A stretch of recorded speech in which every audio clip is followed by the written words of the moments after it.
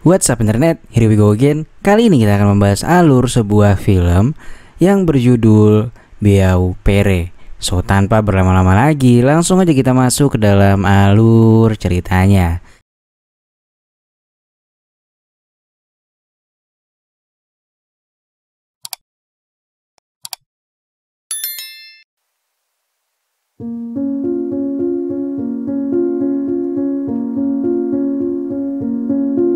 Di awal film, kita pun diperlihatkan seorang pria bernama Remy yang sedang bekerja bermain piano di sebuah hotel. Remy sangat senang dengan pekerjaannya, namun meski begitu, ia tak berhasil menutupi pengeluaran rumah tangganya hanya dengan bekerja sebagai pemain piano. Dia punya mimpi bahwa harus menjadi sukses di usia ke-30 tahun. Namun sekarang dia berusia 29 tahun dan jadinya cuma punya waktu sekitar 1 tahun lah untuk memenuhi targetnya itu. Lantas Sin pun berpindah ke rumah Remy. Istrinya yang bernama Linda berprofesi sebagai seorang model. Namun karena usianya yang semakin menua di akhir-akhir ini, ia sangat sulit mendapatkan pekerjaan. Dan mau gak mau ia pun harus melamar menjadi karyawan. Keesokan harinya Remy bangun pagi-pagi dan membuatkan sarapan untuk Linda. Remy ingin menghabiskan waktu bersamanya siang ini karena nanti ia akan bekerja pada shift malam. Namun di hari itu Linda harus masuk kantor lebih awal dan itulah sebabnya keduanya cukup jarang bisa berbicara dengan baik. Remy sempat melarang Linda pergi ke kantor hari itu dan permintaan Remy auto membuat Linda marah padanya dan menyuruhnya untuk mencari pekerjaan yang lebih baik lagi. Lantas ketika akan berangkat ke kantor, mobil Linda secara tiba-tiba ketubruk dengan truk dan di waktu yang sama wanita malang itu pun harus berpulang ke dunia anime. Di sore harinya terlihat Marian yang baru pulang dari sekolahnya. Saat itu Remy tak berani menceritakan apa yang terjadi dengan Linda padanya. Dia gak kuat dan akhirnya ia pun menuliskan segalanya tentang kematian Linda di atas kertas. By the way, Marian ini adalah putrinya Linda di pernikahan pertamanya cuy. Keesokan harinya Remy berniat untuk pergi ke pasar. Namun karena Marian masih tidur, ia pun kembali menuliskan surat di atas meja. Lalu singkatnya ketika Remy kembali, Marian bertanya mengenai surat kemarin dan memastikan kalau ini semua hanya lelucon. Remy langsung mengatakan itu semua benar adanya. Marian pun langsung menangis sejadi-jadinya dan seketika itu pula Remy juga ikut menangis. Lantas pada keesokan harinya Remy pergi menemui Charlie. Charlie adalah suami pertama Linda. Ia pun mengabarkan bahwa Linda sudah berpulang. Ia pun turut berduka lalu mengatakan pada Remy untuk membiarkan Marian tinggal dengannya. Remy tak keberatan karena ia pun tak memiliki hak apapun. Ketika pulang, Remy bilang pada Marian untuk mengemasi barang-barangnya karena besok ayahnya akan datang menjemputnya. Di sini Marian bilang kalau ia tak ingin tinggal bersama Charlie. Ia ingin tetap berada di sini dengan Remy. Remy pun hanya diam saja. Ia seakan kehabisan energi saat itu dan mereka pun segera beristirahat. Keesokan harinya Charlie datang menjemput Marian. Marian bilang ia tak ingin pergi dari sini. Dia juga mengungkapkan bahwa Remy dalam keadaan terpuruk dan ia ingin menemaninya setidaknya sampai beberapa bulan saja. Namun kala itu Charlie tetap memintanya untuk segera pulang. Sementara Remy di sana juga meminta Marian untuk menuruti ayahnya. Remy yang kini merasa benar-benar kesepian memutuskan untuk mengunjungi rumah teman-temannya dan menghabiskan waktu di sana. Lantas di malam harinya Remy pun pergi bekerja. Tapi malam itu Remy masih benar-benar berduka dan tak sanggup memainkan pianonya dengan baik. Manajer hotel itu pun akhirnya ngomel dan karena Remy hanya diam saja nggak menjelaskan apapun, ia pun akhirnya dipecat. Lantas beberapa hari kemudian Marian kabur dari rumah Charlie dan datang ke apartemen Remy. Katanya dia ingin bersama Remy, bukannya Charlie. Remy mengatakan bahwa ia telah kehilangan pekerjaan, jadi dia nggak sanggup menanggung pengeluaran yang ada. Lantas Marian pun mengatakan bahwa ia akan mulai mencari pekerjaan dan menjadi babysitter. Sementara Remy bisa mengajar piano untuk beberapa anak yang diasuhnya. Dengan cara ini mereka berdua akan mencari nafkah katanya. Mendengar ide cemerlang itu, Remy pun akhirnya akhirnya menyetujuinya. Lalu di malam harinya Charlie datang ke apartemen Remy dan mencari Marion. Remy bilang Marion ingin bersamanya. Dia senang berada di sini, jadi biarkanlah Marion mengambil keputusannya sendiri. Hal ini membuat Charlie marah tentunya, sampai akhirnya terjadi perkelahian di antara keduanya. Lantas Marion pun datang dan meminta mereka untuk berhenti. Dan setelah Marion kembali menjelaskan, Charlie pun akhirnya mengerti bahwa Marion ingin tetap berada di apartemen ibunya. Dan akhirnya pria itu pun hanya bisa mengalah. Sejak itu Remy mulai mengajar piano kepada beberapa anak yang tinggal di apartemen yang sama dengannya.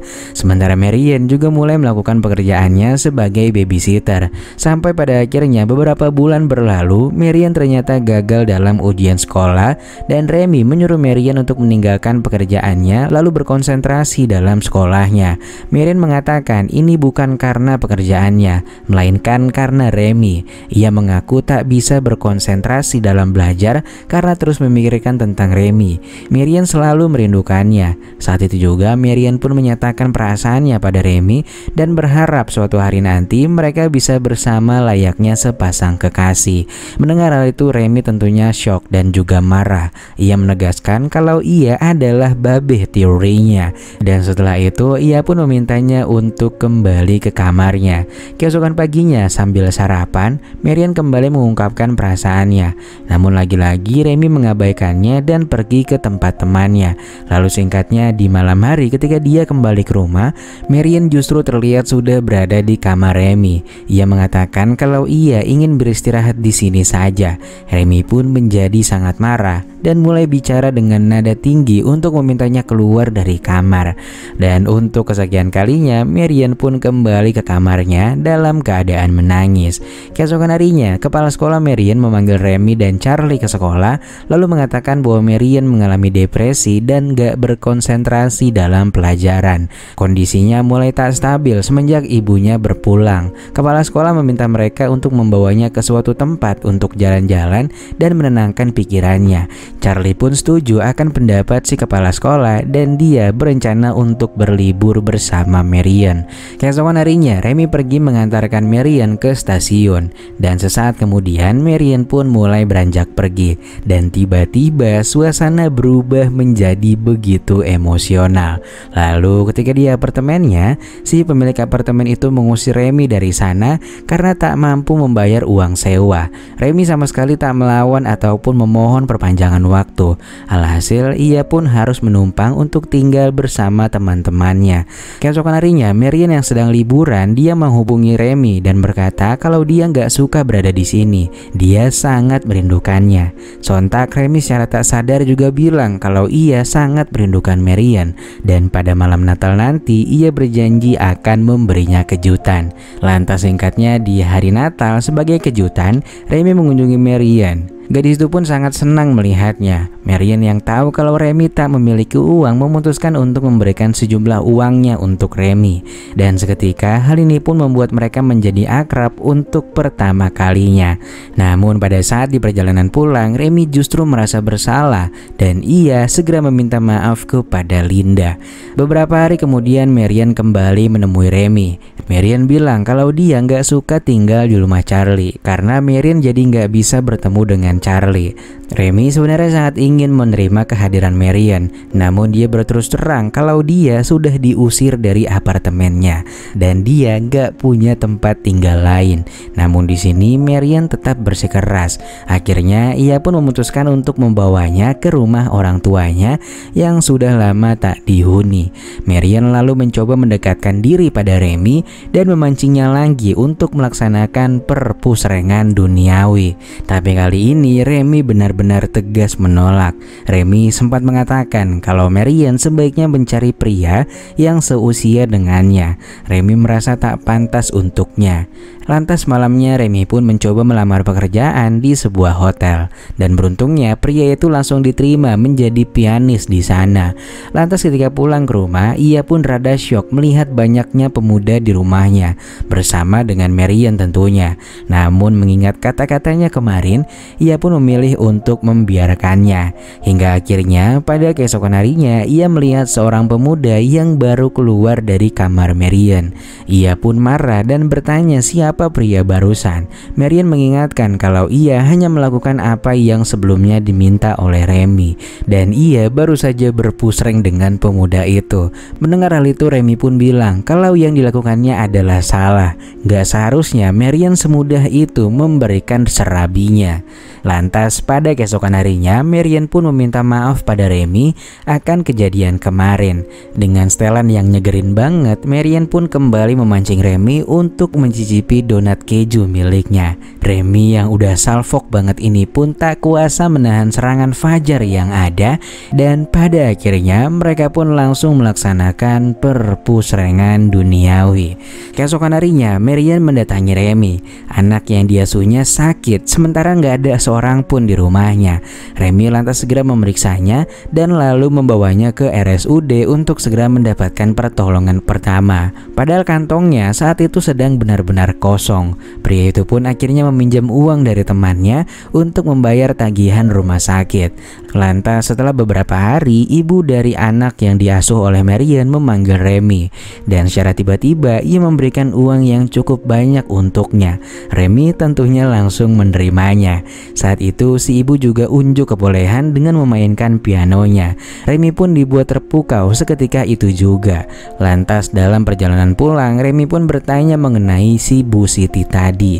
Marian bercerita kalau Bu Siti udah pisah dan ia hanya tinggal berdua dengan putrinya. Lantas beberapa hari kemudian Remy pergi ke rumah Bu Siti lagi dengan dalih menanyakan kondisi putrinya. Mereka pun berbincang cukup lama dan ternyata Bu Siti juga akan melakukan konser tunggal dan ingin mengundang Remy serta Marian saat itu. Lantas tak terasa malam pun akhirnya tiba. Ketika Remy kembali ke rumah, Marian langsung bilang kalau dia tahu Remy baru saja menemui Bu Siti dan tahu juga kalau Remy mulai menyukai wanita itu. Ketika itu Marian pun bilang kalau dia juga sangat menyukai Remy. Namun Marian sadar hal itu nggak akan terjadi lantaran perbedaan mereka yang terpaut cukup jauh. Lantas keesokan harinya mereka pun pergi ke pertunjukan piano yang menampilkan si Ibu Siti. Saat itu Marian berkata ia akan meninggalkan Remy dan gak akan menghalanginya bersama Bu Siti. Namun ada kesepakatan di antara mereka. Pokoknya setiap kali Marian merindukan Remy, ia akan menemuinya dan Remy juga diperbolehkan mempusrengnya kapanpun ia mau. Remy tentunya setuju akan hal itu dan Marian segera kembali ke rumah Charlie. Lantas setelah pertunjukan usai, Remy memberanikan diri untuk mendatangi rumahnya Bu Siti untuk menyampaikan perasaannya. Remy pun diajak masuk ke kamarnya. Dan sesaat kemudian Bu Siti yang udah dalam keadaan siap ini pun langsung mengajak Remy untuk melaksanakan perpusrengan duniawi dengan dirinya.